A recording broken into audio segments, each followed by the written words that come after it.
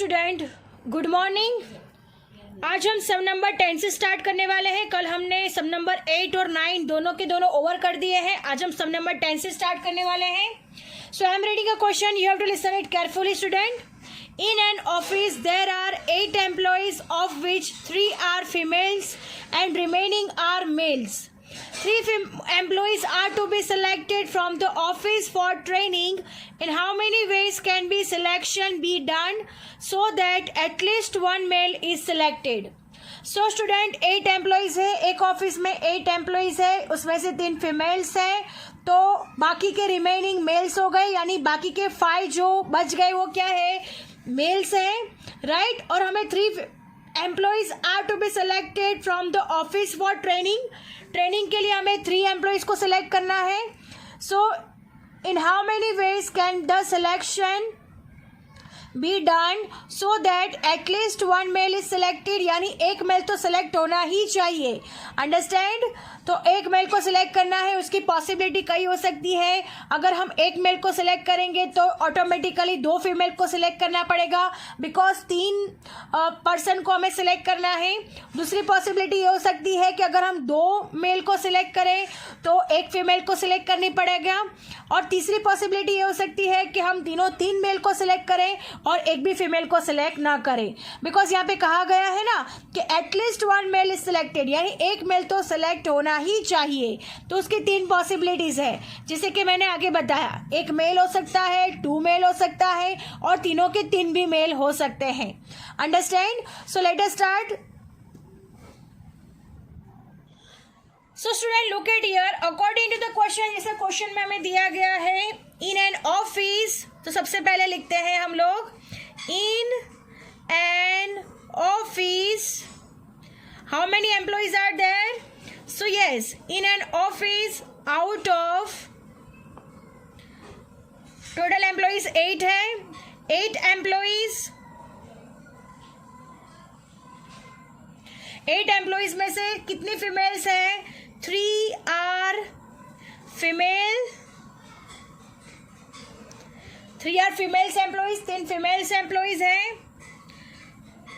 And 8 में से अगर 3 फीमेल एम्प्लॉयज है तो 8 - 3 करेंगे तो 5 मेल एम्प्लॉयज हो जाएंगे। तो हम यहाँ पे लिखते हैं 5 आर मेल्स। अंडरस्टैंड? टोटल 8 में से 3 फीमेल्स है और 5 मेल्स एम्प्लॉयज हैं। अब हमें क्या करना है, 3 employees are to be selected for training के लिए 3 एम्प्लॉयज को हमें सिलेक्ट करना है, राइट। और हमें क्या कहा गया है कि in how many ways can the selection be done so that at least one male is selected, यानी एक मेल को सिलेक्ट करना ही है। वो 3 एम्प्लॉयज जिसको हम ट्रेनिंग पर भेजने वाले हैं, उन तीनों में से एक एम्प्लॉयज कौन सा होना चाहिए? मेल एम्प्लॉयज होना चाहिए। सो हम लिखते हैं the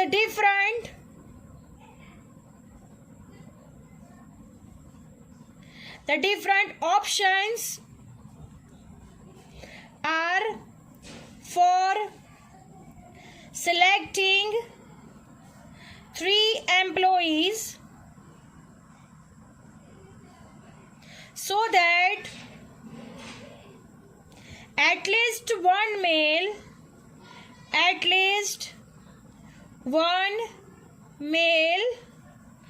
is selected are as follows. Understand student? There are the various different options. मैंने आपको जब क्वेश्चन आपको एक्सप्लेन किया था तभी मैंने आपको बता दिया था कि कितने कितने ऑप्शंस हो सकते हैं। या तो एक मेल को सिलेक्ट किया जाए, या तो दोनों मेल को सिलेक्ट किया जाए, या तो तीनों 3 मेल को सिलेक्ट कर सकते हैं, बिकॉज हमें मेल को सिलेक्ट करना ही है उन 3 मेंबर्स में। अंडरस्टैंड? तो there are the various options. तो सबसे पहला ऑप्शन हम लोग लिखते हैं 1 मेल एंड एक मेल को सिलेक्ट करेंगे तो ऑटोमेटिकली फीमेल कितनी सिलेक्ट करनी पड़ेगी? टोटल 3 मेंबर्स सिलेक्ट करना है, तो एक मेल को सिलेक्ट किया तो ऑटोमेटिकली हमें 2 फीमेल को सिलेक्ट करना पड़ेगा। तो यहाँ पे लिखते हैं 2 females, right, 1 male and 2 females, यानी एक मेल को सिलेक्ट करते हैं एंड 2 फीमेल्स को सिलेक्ट करते हैं। और दूसरा ऑप्शन होगा 2 मेल्स, 2 मेल्स को सिलेक्ट करते हैं एंड 3 में से 2 मेल को सिलेक्ट कर लिया तो एक क्या हो जाएगा, फीमेल हो जाएगा, तो 1 फीमेल। इन दोनों के बीच में क्या हो जाएगी, पॉसिबिलिटी और की पॉसिबिलिटी लगेगी, बिकॉज ये ऑप्शन सिलेक्ट हो सकता है या तो ये ऑप्शन सिलेक्ट हो सकता है। और थर्ड वन ऑप्शन क्या हमने बताया, 3 males and no female. Understand, इन दोनों के बीच में भी और की पॉसिबिलिटी लगेगी, 3 मेल्स और एंड नो फीमेल, यानी 3 मेल को सिलेक्ट कर लेंगे और एक भी फीमेल को सिलेक्ट नहीं कर सकते, ये भी पॉसिबिलिटी हो सकती है। अंडरस्टैंड, अब हम इन तीनों को डिस्क्राइब करेंगे, फिर इन तीनों पॉसिबिलिटी को हम लोग क्या करेंगे, सॉल्व करेंगे। तो सबसे पहले जो है possibility 1 male and 2 females. So student, सबसे पहली पॉसिबिलिटी है 1 male and 2 females, right, 1 male, यानी हमारे पास टोटल मेल कितने हैं, 5C1 हो जाएगा इसका हमें सिलेक्शन, 5C1 से होगा, एंड की पॉसिबिलिटी है इसलिए मल्टीप्लिकेशन लगेगा, और 2 फीमेल्स है तो टोटल फीमेल्स हमारे पास 3 है, यानी 3C2 हो जाएगा। तो ये हमारी फर्स्ट कंडीशन का हो गया सॉल्यूशन कि 5C1 और 3C2 को सॉल्व करना है।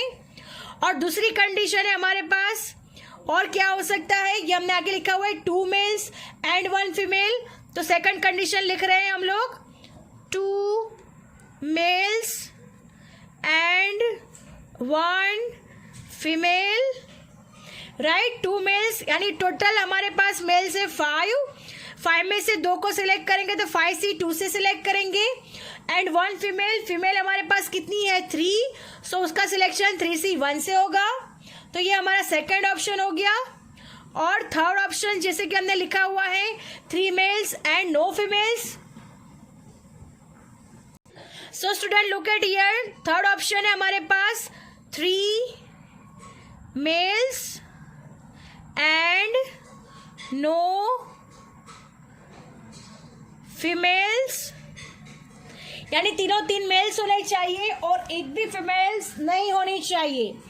तो तीनों 3 मेल्स यानी 5 टोटल मेल्स है, तो 5C3 से टोटल सिलेक्शन हो जाएगा, और नो फीमेल यानी 3 में से एक भी फीमेल को सिलेक्ट नहीं करना है, तो उसका आंसर क्या हो जाएगा, 3C0।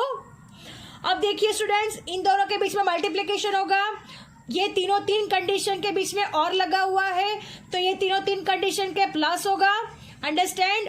और जो यहाँ पे एक कंडीशन के बीच में एंड लगेगा, बिकॉज हमें मेल और फीमेल दोनों को सिलेक्ट करना है, इसी वजह से हम लोग एंड है, और एंड की वजह से मल्टीप्लिकेशन होगा, यानी इन दोनों को सॉल्यूशन करने के बाद प्लस करना है इन दोनों का सॉल्यूशन, यानी इसका जो आंसर आएगा, इसका आंसर आएगा, और ये पॉसिबिलिटी का, इन तीनों का आंसर को प्लस करेंगे तो हमें टोटल पॉसिबिलिटीज मिल जाएगी, अंडरस्टैंड। जैसे कि हमने क्वेश्चन में क्वेश्चन में आस्क किया गया है कि how many ways can be the selection be done so that at least 1 male is selected. So let us start, इसका हम सॉल्यूशन अब स्टार्ट करेंगे।